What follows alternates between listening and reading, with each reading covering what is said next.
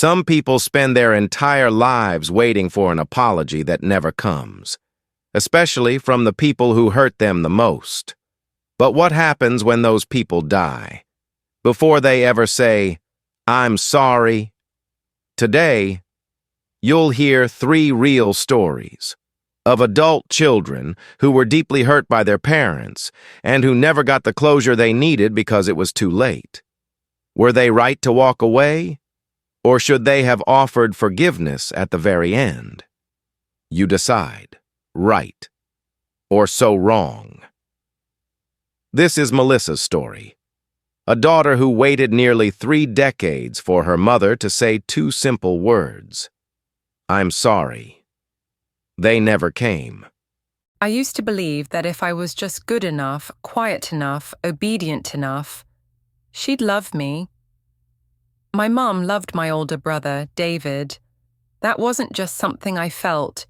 It was obvious. She cheered the loudest at his football games, framed his drawings, bought him his first car. Me? I got silence. When I brought home straight A's, she said, "That's what you're supposed to do." When I got my period for the first time, she tossed a box of pads onto my bed and walked out. She never hit me. But her absence was its own kind of violence. The worst of it came when I turned 18. She had promised for years she'd help me with college. "If you stay out of trouble, get good grades, I'll cover your tuition." I did everything right. I got into a great school. And 2 weeks before I was supposed to leave, she sat me down and said, "I can't pay for it. David's getting married, and we need to help him with the wedding." I stared at her. I felt like the floor dropped out beneath me. I didn't scream. I didn't cry.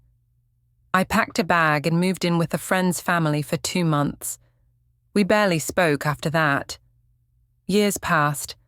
I worked my way through community college, then state school. I built a life, married, had kids.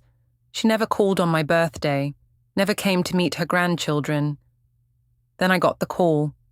David said she was dying. Pancreatic cancer. Weeks left. "She wants to see you," he said. I said no. He begged, said I was being cold, said I needed closure. But here's the thing no one talks about. Closure isn't a gift someone gives you. It's something you claim for yourself.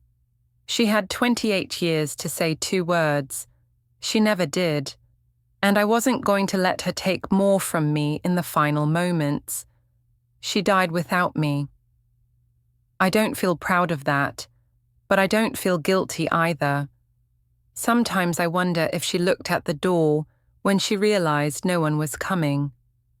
Sometimes I wonder if silence was her final punishment or her final apology.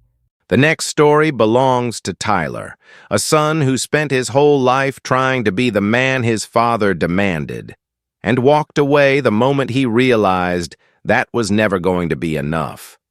Crying is for the weak. That was my dad's motto.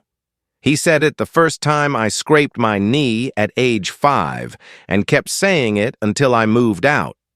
He wanted me to be tough, stoic, unbreakable. So I gave up theater for football. I joined ROTC instead of art class. I never told him I wanted to be a writer. He called my poetry soft. When I was 17, I got accepted into a liberal arts college out of state. He laughed, said, "You think I'm paying for you to go learn how to cry with girls and drink soy lattes?" He made me join the military. I served 4 years. Did everything he wanted, and when I got out, I still felt like a disappointment. We stopped talking. Years later, he had a stroke. My mom called, begged me to visit, said he couldn't speak, but he was asking for me.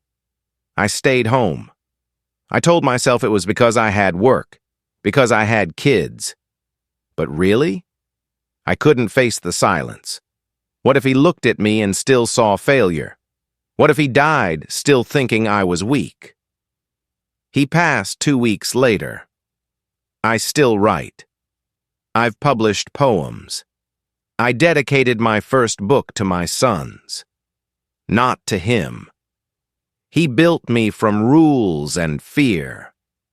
But I rebuilt myself with words and softness. The final story belongs to Claire, a young woman who needed help and got shame instead. I was 20 when I got pregnant. It was my sophomore year of college. The guy vanished the moment I told him. I was scared, broke, alone. I called my mum. She said, "You're disgusting." She told me not to come home. Said she wouldn't let me ruin her reputation. Said I was a stain on the family name. I begged. She hung up. I couch surfed, dropped out, waited tables until my ankles bled. I had my son alone, raised him alone, never heard from her again. Until 14 years later, a letter arrived. She had cancer. She wanted to meet my son. Just once, she wrote, "Please." I threw the letter away, not because I was angry, because I was finally at peace, and I wasn't going to let her back in just because she was dying. She chose shame over love. I chose to protect my son, and that was the first time in my life I felt like I was being a good mother. 3 stories. 3 very different kinds of silence. No screaming, no revenge. Just quiet decisions that left ripples for life. Would you have gone? Would you have said goodbye? Let me know. Pick a side, right or so wrong.